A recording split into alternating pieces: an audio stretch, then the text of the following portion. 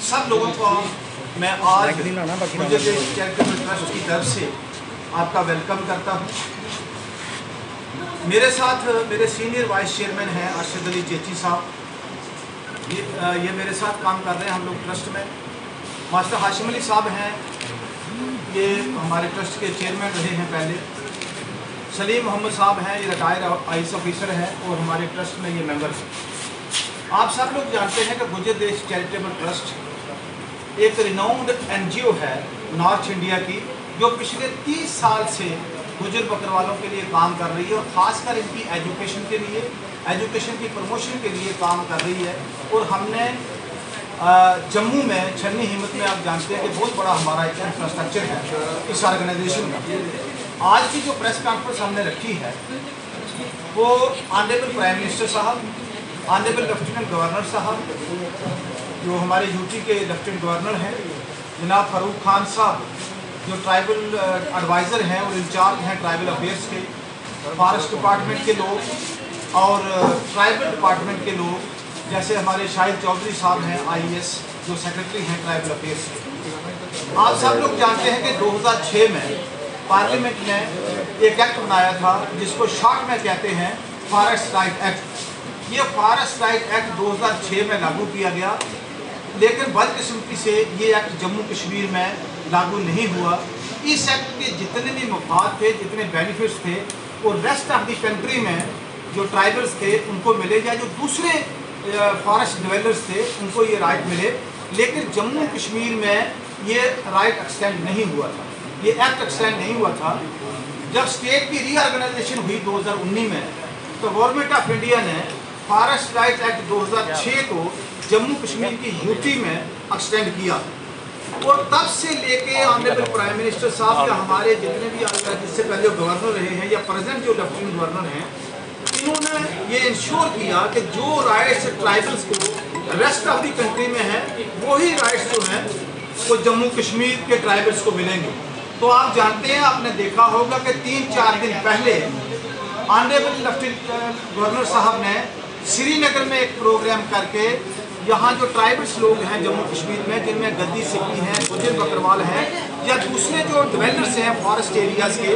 उनको यहाँ पे ऑर्डर बांटे के हैं कि ताकि उनकी ज़मीन को वहाँ से हटाया ना जाए, उन लोगों को वहाँ से विक्ट ना किया जाए। आपने पिछले 10-12 साल से देखा होगा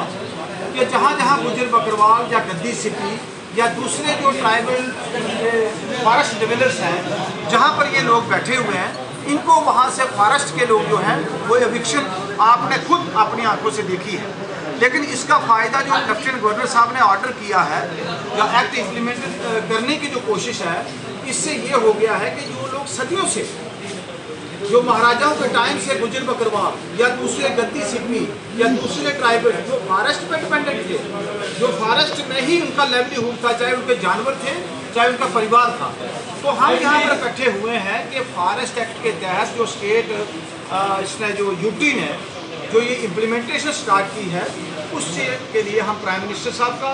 लेफ्टिनेंट गवर्नर साहब का, एडवाइज़र साहब का और जितने भी ऑफिसर हैं फॉरेस्ट डिपार्टमेंट के या ट्राइबल अफेयर डिपार्टमेंट के, उनका शुक्रिया अदा करने के लिए हमने आज यहाँ ये प्रेस कॉन्फ्रेंस रखी थी। इसके साथ साथ मैं आप लोगों को ये बता देना चाहता हूँ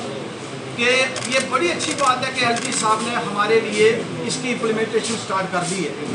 लेकिन अभी भी हज़ारों की तादाद में एप्लीकेशन जो है वो ऑफिसरों के दफ्तरों में पड़ी हुई है, उनका अभी तक उन पर कोई एक्शन नहीं लिया गया। रेवेन्यू वालों ने जाके मौके पे उनको असिस्टेंट नहीं किया गया लोगों को, ताकि मेजॉरिटी जो लोग हैं वो बेचारे गाँव के रहने वाले लोग हैं, इतने पढ़े लिखे नहीं हैं। फार्म भरने में उनको परेशानी आ रही है, रेवेन्यू रिकॉर्ड निकालने में उनको परेशानी आ रही है। लेकिन मुझे कल ही पता चला है कि लेफ्टिनेंट गवर्नर साहब ने इंस्ट्रक्शन दी हैं तमाम ऑफिसर्स को कि 40 दिन के अंदर फॉरेस्ट एक्ट जो है इसको पूरी तरीके से JKUT में लागू किया जाएगा। तो ये इसके बारे में सारी बातें थी जो हम कहना चाहते थे फॉरेस्ट एक्ट के मतलब। अब मैं गुजारिश करूंगा, मेरे सीनियर वाइस चेयरमैन हैं अरशद साहब, ये अपनी बात को रखें। अरशद साहब।